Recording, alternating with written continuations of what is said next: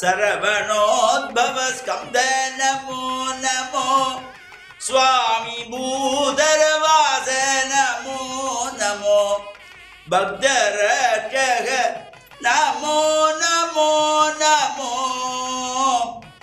தேவா சேனேச பக்தரட்சக நமோ நமோ நமோ தேவா சேனேச. ஓம் நமச்சிவாய. மேன்மைகள் சைவ நீதி விளங்குக உலகமெல்லாம். நோயற்ற வாழ்வே குறைவற்ற செல்வம்.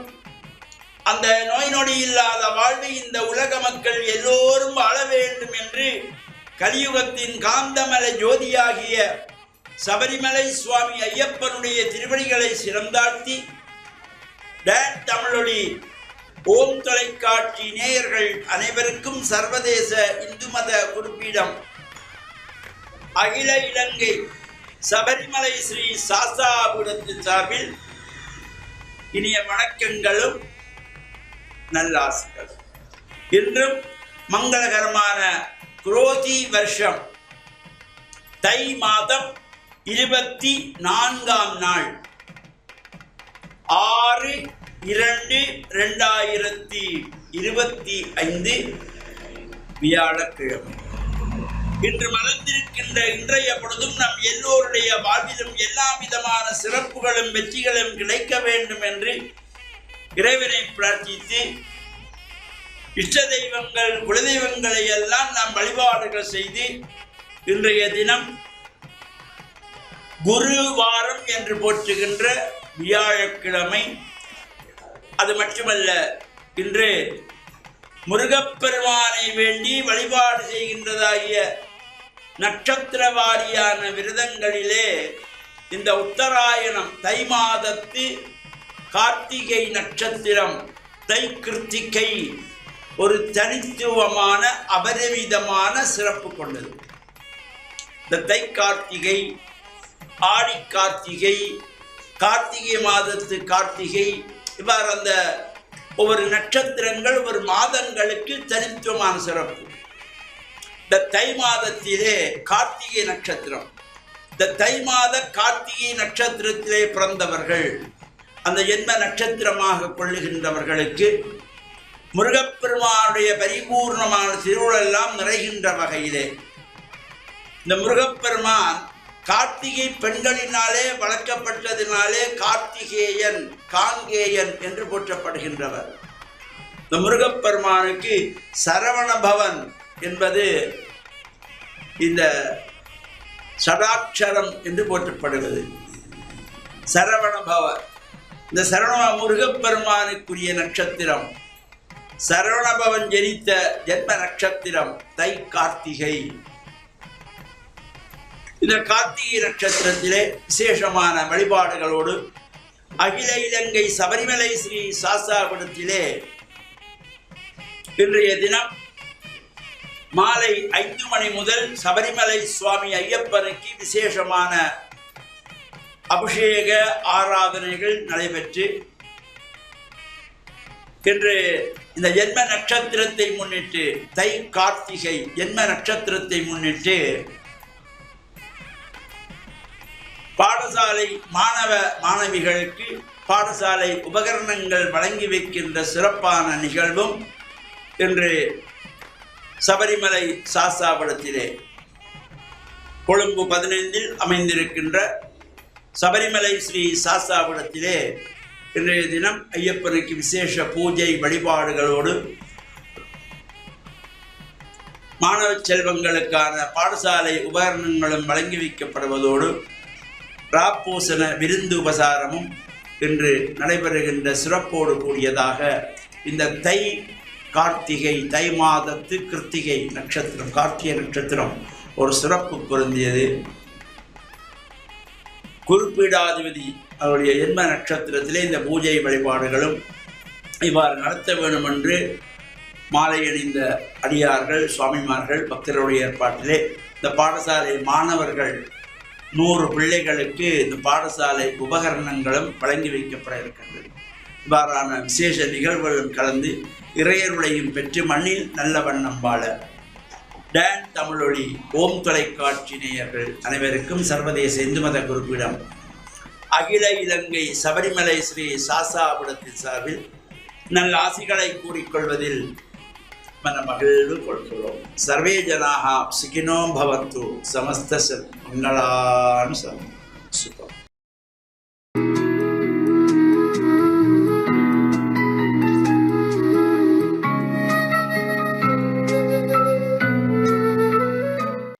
இறை இயேசுவில் என் அன்பு நெஞ்சங்களே, கிறிஸ்தவ நற்சிந்தனை வேளையில் உங்களை சந்திப்பதிலே எனக்கு மிக்க மகிழ்ச்சி.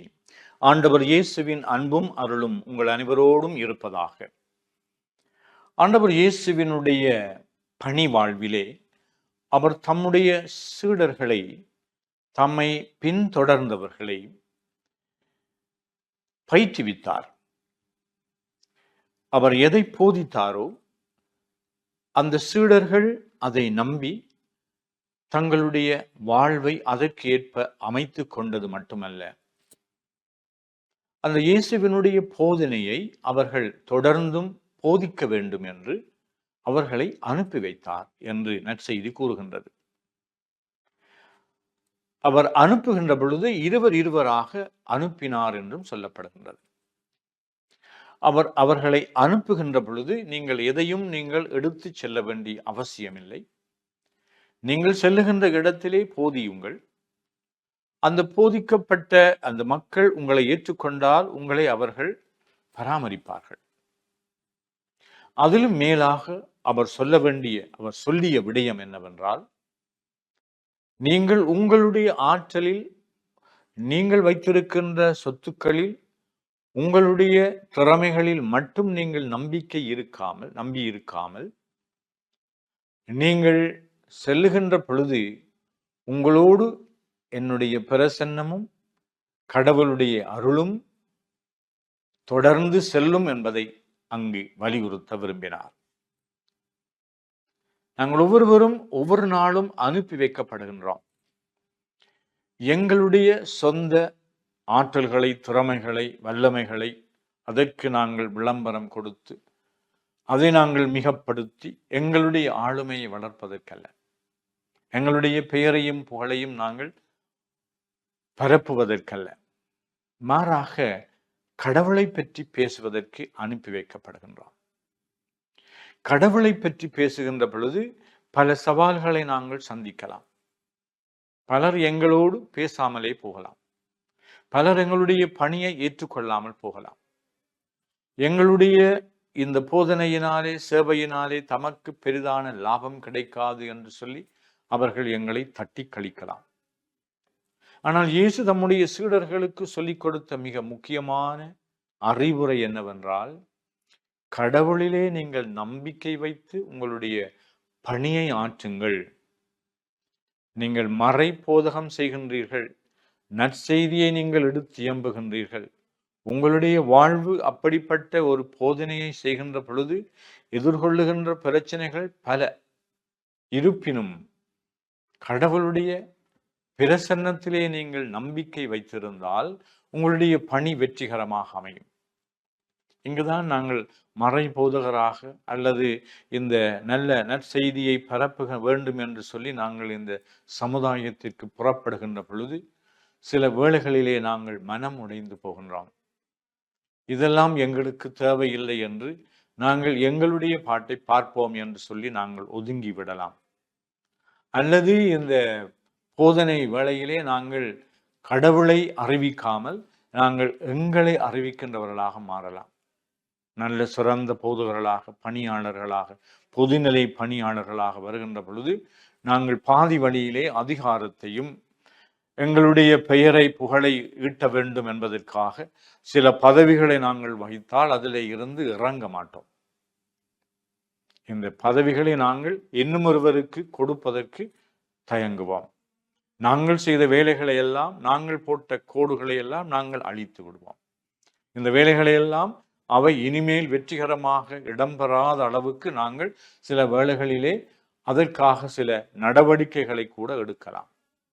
ஆனால் இயேசு பணியாளர்களை அனுப்புகின்ற பொழுது கடவுளை, நற்செய்தியை அறிவியுங்கள் என்றும், அந்த நற்செய்தி பணிக்கு ஆண்டவர் உங்களுக்கு துணை நிற்பார் என்றும் அவர்களுக்கு அறிவுரை கூறினார். எனவே எங்களுடைய அன்றாட வாழ்வில் நாங்கள் எந்த பணியில் ஈடுபட்டாலும் இந்த பணி ஒரு கடவுளுக்காக செய்யப்படுகின்ற பணி, ஒரு நற்செய்தி பணி.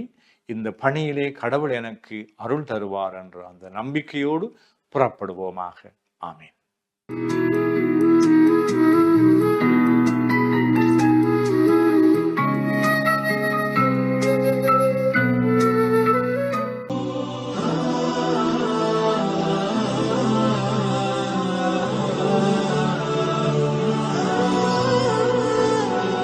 பிஸ்மில்லாஹிர் ரஹ்மானிர் ரஹீம்.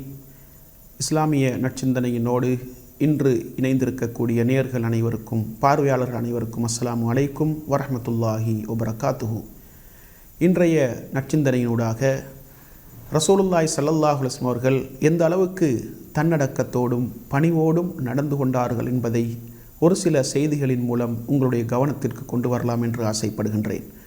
அன்புள்ள சகோதர சகோதரிகளே, ரசூலுல்லாஹி ஸல்லல்லாஹு அலைஹி வஸல்லம் அவர்கள் நாட்டு ஜனாதிபதியாக இருந்து கொண்டு, அல்லாஹ்வுடைய தூதராக இருந்து கொண்டு, மனித சமூகத்தின் தலைவராக இருந்து கொண்டு, தன்னடக்கத்தோடும் பணிவோடும் இந்த உலகத்திலே ஆட்சியை கொண்டு நடாத்தினார்கள். மக்களை நல்வழிப்படுத்தினார்கள். மக்களுக்கு போதனைகளை, அறிவுரைகளை சொன்னார்கள். எந்த அளவுக்கு என்றால், ஒரு பொழுதும் நபிகளார் ஸல்லல்லாஹு அலைஹி வஸல்லம் அவர்கள் கடினமான வார்த்தைகளை பயன்படுத்தியது கிடையாது. ஒரு பொழுதும் பெருமை, ஆணவம், கர்வம் அவர்களிடத்திலே இருந்தது கிடையாது. எந்த அளவுக்கென்றால், மதீனாவிலே சில பெண்கள் நபிகளாரிடத்திலே சென்று நபிகளாருடைய கையை பிடித்து கொண்டு அவர்கள் விரும்புகின்ற இடங்களுக்கெல்லாம் நபி அவர்களை அழைத்து செல்வார்கள்.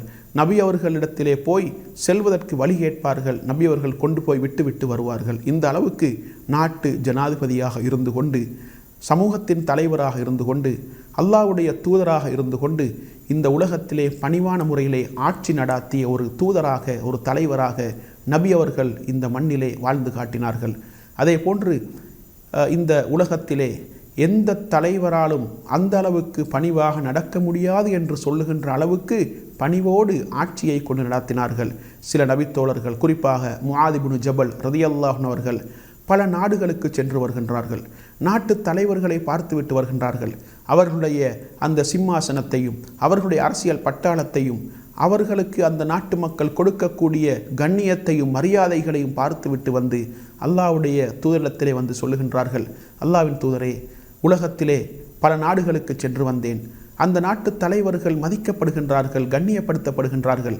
அந்த நாட்டு மக்கள் அந்த தலைவர்களை தலையில் வைத்து மதிக்கின்றார்கள். ஆனால் நீங்கள் எளிமையான முறையிலே இந்த உலகத்திலே ஆட்சி செய்து கொண்டிருக்கின்றீர்கள். உங்களுக்கு அந்த அளவுக்கு மரியாதைகள், கண்ணியங்கள் கிடைப்பதில்லை. எனவே உங்களுக்கு சுஜூது செய்வதற்காக வேண்டி, உங்களுக்கு சிரம் தாழ்த்துவதற்காக வேண்டி நீங்கள் எங்களுக்கு அனுமதி தாருங்கள் என்று கேட்ட நேரத்திலே நபி அவர்கள் சொல்கின்றார்கள், சுஜூதை பொறுத்த வரைக்கும் தலையை நிலத்தில் வைத்து மரியாதை செய்வதற்கு தகுதியானவன் அல்லாஹ்வை தவிர வேறு யாரும் கிடையாது. வேறு யாருக்கும் அப்படியான மரியாதை கொடுக்கப்படக்கூடாது என்பதை நபி அவர்கள் தோழர்களுக்கு அறிவுரை சொல்கின்றார்கள். எனவே இந்த உலகத்திலே நபி அவர்கள் தலைவராக இருந்து கொண்டு, நாட்டு ஜனாதிபதியாக இருந்து கொண்டு, அல்லாஹ்வுடைய தூதராக இருந்து கொண்டு, ஒரு சாதாரண மனிதன் உண்ணுவதை போன்று உண்பார்கள். ஒரு சாதாரண குடிமகன் குடிப்பதை போன்று குடிப்பார்கள். சில பொழுதுகளில் நபிகளாருடைய வீட்டிலே பல மாதங்களாக அடுப்பு மூட்டப்படாத அளவுக்கு கஷ்டத்தோடும் நபி அவர்கள் எளிமையான முறையிலே இந்த உலகத்திலே ஆட்சியை கொண்டு நடாத்தினார்கள். மனித சமூகத்திற்கு வழிகாட்டினார்கள். சில நேரம் சில வெளிநாட்டு தூதுக்குழுக்கள் நபிகளாரை சந்திப்பதற்காக வேண்டி வருவார்கள். சஹாபாக்களோடு, தோழர்களோடு நபி அவர்கள் அமர்ந்திருப்பார்கள். அந்த நேரத்திலே அவர்கள் உங்களில் முகம்மது யார் என்று கேட்டுதான் நபி அவர்களை அறிந்து கொள்ள வேண்டும். அந்த அளவுக்கு தன்னுடைய தோழர்களோடு ஒருவராக, சரிசமனாக அவர்களோடு அமர்ந்திருப்பார்கள். எளிமையான முறையிலே அமர்ந்திருப்பார்கள். சில நேரம் பாயில் நபி அவர்கள் உறங்குவார்கள். அந்த பாயின் அடையாளங்கள் அவருடைய மேனியிலே இருக்கும். அந்த அளவுக்கு ஒரு எளிமையான வாழ்க்கை நபிகளாருடைய வாழ்க்கை என்பதை இஸ்லாம் எங்களுக்கு தெளிவாக சொல்லுகின்றது. எனவே பணிவோடும் தன்னடக்கத்தோடும் எளிமையான முறையிலும் இந்த உலகத்திலே மிகச்சிறந்த ஒரு ஆட்சியை, மக்களால் சிலாகித்து புகழ்ந்து சிறப்பித்து பேசப்படுகின்ற ஒரு ஆட்சியை இந்த உலகத்திலே நடாத்தினார்கள் என்றால் நபிகளார் ஸல்லல்லாஹு அலைஹி வஸல்லம் அவர்கள் ஒரு முன்மாதிரிமிக்க தலைவர் என்பதை நாங்கள் புரிந்து கொள்ள வேண்டும். எனவே எளிமையான முறையிலே தன்னடக்கத்தோடும் பணிவோடும் தன்னுடைய குடிமக்களை வழிநடாத்தி மார்க்க ரீதியாக அவர்களை பண்படுத்தி பக்குவப்படுத்தி இஸ்லாத்தை நடைமுறைப்படுத்துகின்ற ஒரு பக்குவத்தை அவர்களில் ஏற்படுத்தி ஒரு முன்மாதிரிமிக்க தலைவராக, ஆட்சியாளராக, ஒரு ஜனாதிபதியாக இந்த உலகத்திலே அல்லாஹ்வுடைய தூதை நபி அவர்கள் எத்தி வைத்தார்கள். எனவே நபி அவர்களை எங்களுடைய வாழ்க்கையிலும் நாங்கள் முன்மாதிரியாக கொண்டு பணிவாகவும் தன்னடக்கத்தோடும் ஆன்மீக வாழ்க்கையிலே ஆன்மீக பாதையிலே பயணிப்பதற்கு வல்லவன் ரஹ்மான் எனக்கும் உங்கள் அனைவருக்கும் துணை புரிவானாக. வ ஆகிரு தஅவானா அனில் ஹம்துலில்லாஹி ரப்பில் ஆலமீன்.